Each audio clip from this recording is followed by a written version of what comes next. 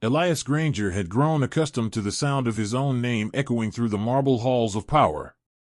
At 40, the world hailed him as a visionary, founder of SynapseCore, architect of the most influential predictive AI network in history, and unofficial emperor of Silicon Heights.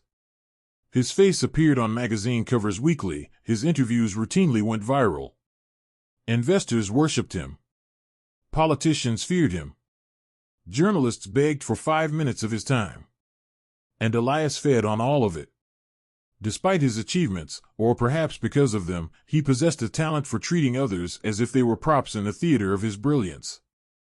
Assistants, engineers, and even high-ranking executives tiptoed around him, terrified of the volcanic temper lurking behind his perfectly tailored suits. One chilly October morning, as he strode into SynapseCore's operations tower with cameras trailing behind, nobody could have predicted that his unstoppable ascent was about to collide head-on with a force even he couldn't intimidate, the family of Judge Judith Scheindlin, known to the world simply as Judge Judy. The conflict began subtly. SynapseCore had recently been embroiled in a class action lawsuit over privacy violations. Thousands claimed the company's algorithm had collected personal data without permission. The legal battle promised to be lengthy, complex, and extremely costly. A lesser CEO might have apologized publicly, offered restitution, and attempted to salvage public goodwill. But Elias saw the case as an annoyance, an obstacle beneath his dignity. His legal team, however, was brilliant, headed by attorney Marla Ignatius, a sharp-witted litigator known for her icy professionalism. She requested a meeting with Elias to discuss new developments. The presiding judge had assigned a team of advisors to independently review SynapseCore's data extraction practices. One of those advisors was Adam Scheindlin, the son of the formidable Judge Judy. Elias barely looked up from his phone as Marla explained this. "So he's related to some TV judge," Elias muttered. "Why should I care? They're all the same, small-minded bureaucrats with gavels." Marla pressed her lips together, as if physically restraining words. "Adam Scheindlin is a highly respected attorney," she said carefully. "And his mother." "His mother is an actress pretending to be a judge," Elias snapped. Marla stiffened. "Judge Judy is a former family court judge with decades of—" Elias waved his hand dismissively. "Spare me the biography. If he tries to interfere with my work, I'll crush him in court, and if that doesn't work, I'll crush him in the press." He smirked as if he'd said something clever. Marla knew better than to argue, but she also knew the danger of underestimating the Scheindlin family. Judge Judith Scheindlin was not a woman one crushed. She was a force of nature, a razor-tongued intellect wrapped in no-nonsense authority. Her reputation for fairness was legendary, and her intolerance for arrogance was even more so. But Elias, blinded by ego, had no idea that he was about to provoke a storm he could not control. The actual insult occurred 2 weeks later during a private review hearing on the 42nd floor of the Federal Justice Annex. The room was filled with attorneys, analysts, and representatives from both sides. Elias arrived late, loudly, and with a confidence that bordered on theatrical. When he finally took his seat, he leaned back and played with his luxury pen as if the entire proceeding bored him. Adam Scheindlin, professional, composed, and scrupulously polite, began presenting his preliminary findings. He spoke calmly, explaining how SynapseCore's data processing pipeline appeared to circumvent standard user consent protocols. Elias listened for approximately 30 seconds before interrupting. "This is nonsense," he said, chuckling loudly. "Your analysis is flawed. Clearly, you inherited your mother's talent for dramatizing minor issues to get attention." The room fell silent. Adam paused, his expression barely shifting. "Mr. Granger, I'm simply presenting factual." No, Elias said, leaning forward. "What you're presenting is a skewed interpretation, obviously influenced by your family's obsession with theatrics. Your mother made an entire career out of scolding idiots on daytime TV, so I suppose you think you can do the same here." Several attorneys gasped. Marla actually closed her eyes in horror. Adam inhaled slowly. For a moment, it seemed he would respond sharply, but instead, he simply said, "I see." Let the record show Mr. Granger's remarks. I will continue. His composure only infuriated Elias further. For the next 3 hours, Elias rolled his eyes, snorted derisively, muttered jokes under his breath, and made sarcastic comments about TV judges whenever Adam spoke. By the end of the meeting, Adam's team was quietly furious, while Marla looked ready to resign. But the true problem wasn't the insult itself. It was who heard about it. Because Adam wasn't the type to complain, but the stenographer dutifully transcribed every word. And those words would eventually reach the eyes of someone who did not appreciate disrespect, especially directed at her family. Judge Judy herself. And when she read what Elias had said, she didn't get angry. She became determined. Determined to ensure that the man who believed no authority could touch him finally learned what real accountability felt like.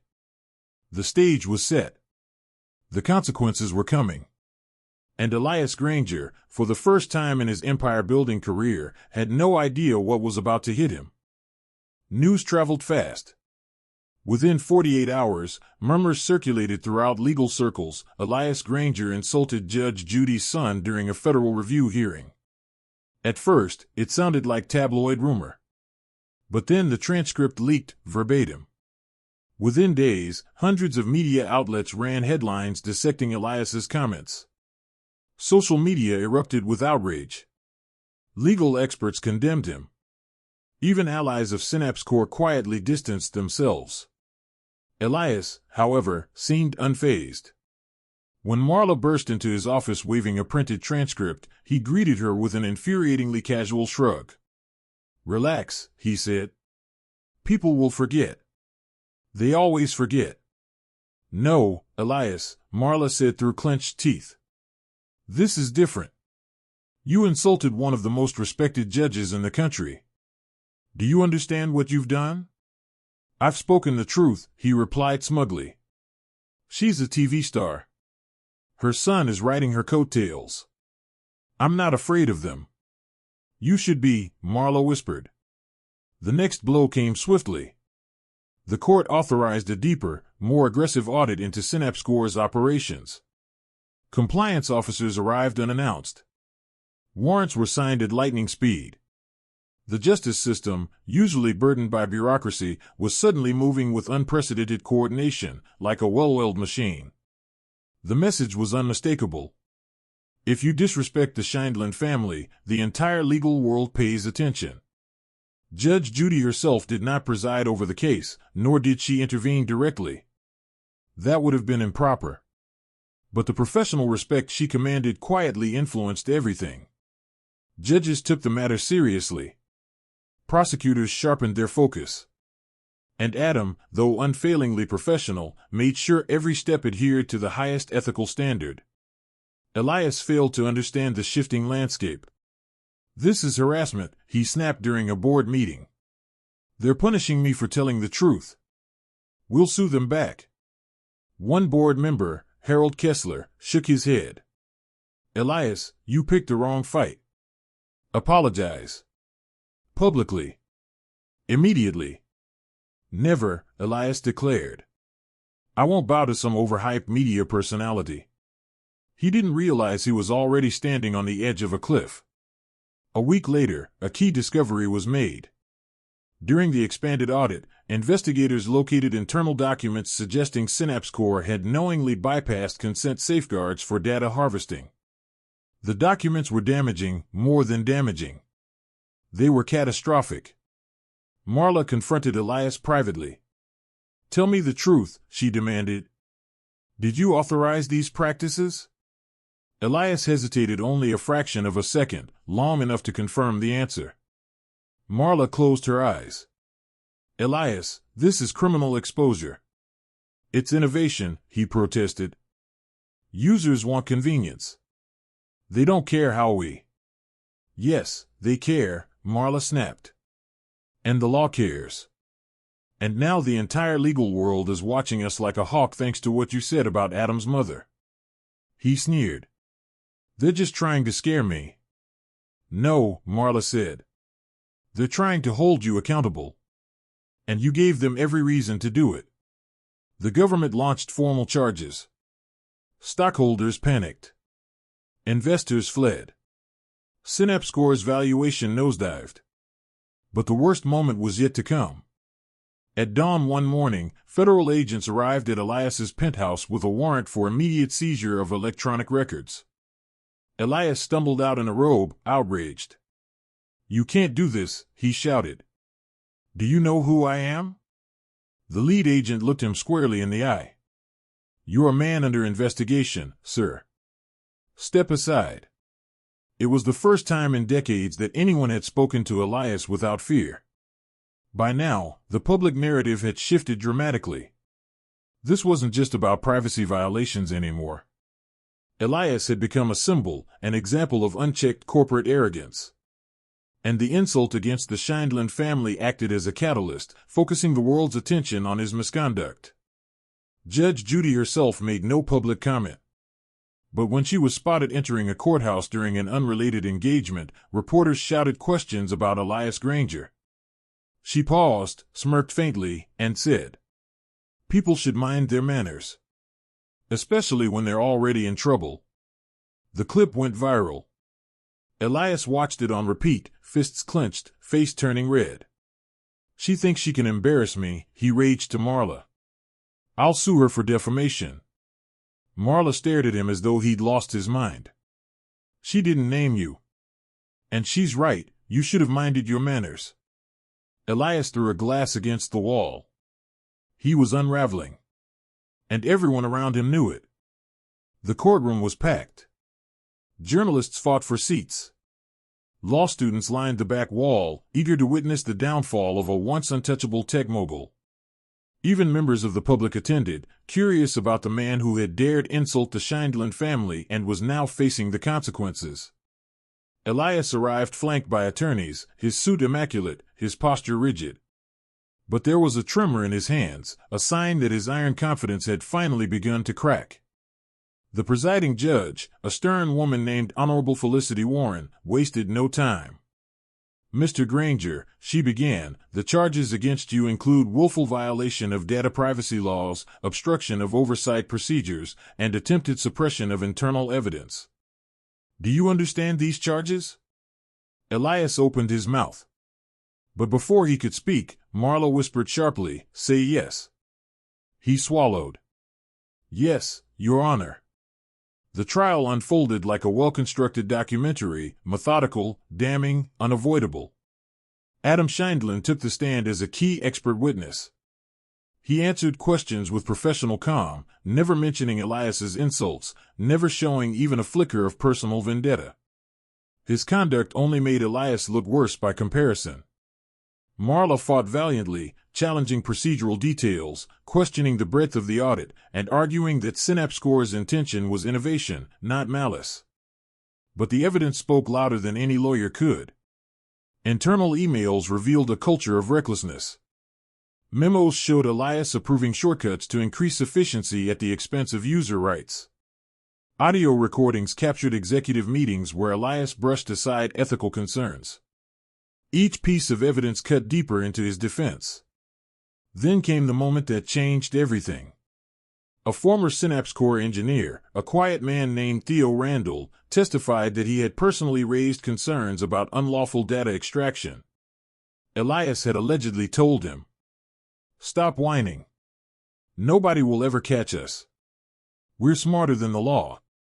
The courtroom reacted with a ripple of shock. Judge Warren leaned forward. "Mr. Randall, do you have documentation of this conversation?" "I do," Theo replied, and produced a timestamped digital record. When the audio played and Elias's own voice echoed across the walls, the silence that followed felt heavier than stone. Marla closed her eyes. Elias stared at his own hands, as if seeing them for the first time. Behind the scenes, Synapse Corp's board convened an emergency vote. Hours later, they released a public statement. Effective immediately, Elias Granger has been removed as CEO and barred from further involvement with the company. Elias found out not from the board, but from a reporter shouting questions as he exited the courthouse. His face drained of color. His empire, his life's work, had been ripped away. The final blow came during sentencing. Judge Warren delivered a measured but devastating address. "Mr. Granger, your achievements in technology do not grant you immunity from the law. Your arrogance does not excuse your actions. You wielded power without responsibility, authority without humility, and innovation without ethics. And when confronted with accountability, you responded with disrespect, not just toward this system, but toward individuals who were simply doing their jobs." She paused, letting her gaze rest firmly on him. This court is not interested in ego. It is interested in justice. Elias closed his eyes. For the first time in his adult life, he felt small. The sentence was severe but fair. Heavy fines totaling hundreds of millions. Mandatory restitution to affected users. A 5-year ban from directing or advising any data-driven enterprise. And a 12-month prison term, to be served in a low-security facility. The courtroom erupted with whispers. Elias looked at Marla as if hoping she would save him. But even she could only whisper, "This is the best possible outcome." As he was escorted out, reporters swarmed, flooding him with questions. "Do you regret insulting Adam Scheindlin? What do you think of Judge Judy's comment? Do you plan to appeal?" Elias ignored them, gaze fixed ahead. But Adam Scheindlin, standing quietly near the exit, caught his eye. For a long moment, neither spoke. Then Adam offered a simple nod, neither cruel nor triumphant, merely acknowledging that justice had been served. It was the gentlest gesture Elias had received in months. And perhaps the one that humbled him most. Prison changed Elias. Not dramatically, not in the way movies portray hardened criminals emerging reborn, but subtly, steadily, like water wearing down stone. For the first time in years, there were no assistants catering to him, no executives flattering him, no investors begging for meetings. There was only silence, routine, and long stretches of time during which he was forced to face the truth. His downfall had not been caused by the Scheindlin family. It had been caused by himself. During his final month of incarceration, Elias began volunteering in the prison's tech literacy program, teaching inmates basic programming. At first, he viewed it as a requirement for early release. But over time, he found himself enjoying it. One inmate, a young man named Marcus, said something that stuck with him. "You're the smartest guy I've ever met. But you don't act like a leader, you act like a king. And kings always fall." Elias didn't argue. Because it was true. Upon release, he expected paparazzi, or at least a handful of reporters. But nobody waited. The world had moved on. He checked into a quiet apartment under a consulting role barred from executive oversight. His fortune had shrunk, though he remained comfortably wealthy. But his reputation? That was gone. One evening, as he browsed the internet, he stumbled on a clip from a legal panel featuring Judge Judy. A moderator asked her about corporate ethics. She smiled slightly and said, "Ego is a dangerous thing. It makes smart people do stupid things. Accountability, however, makes them better if they choose to learn from it." She didn't mention his name. She didn't need to. For the first time, Elias didn't feel defensive. He felt grateful. Months later, he reached out to Adam Scheindlin. Not to beg for favor. Not to restore his reputation. But simply to apologize. The two met in a small Manhattan cafe. Elias looked older, humbler, and far less polished. "I was wrong," Elias said. "All of it, the disrespect, the arrogance, the shortcuts in my company. I'm sorry." Adam considered him for a long moment.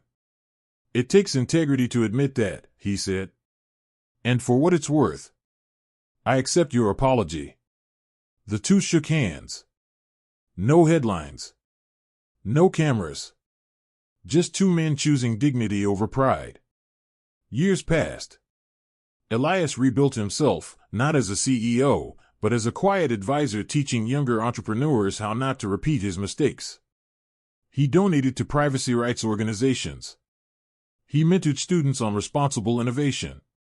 And he never again dismissed judges, legal experts, or the rule of law. Whenever asked about his past, he answered honestly, "I flew too close to the sun. And when I insulted someone's family, I learned that consequences arrive faster than you expect. But sometimes, falling is how you learn to walk again." Judge Judy never commented publicly on Elias Granger after that first brief remark. She didn't need to. Her legacy, and the professionalism of her son, had spoken loudly enough. And Elias, once unstoppable, now understood something he had ignored his entire life. Respect is not earned by wealth, power, or brilliance. It is earned by how you treat people, especially when you believe you don't have to. He learned the lesson the hard way. But he learned it well.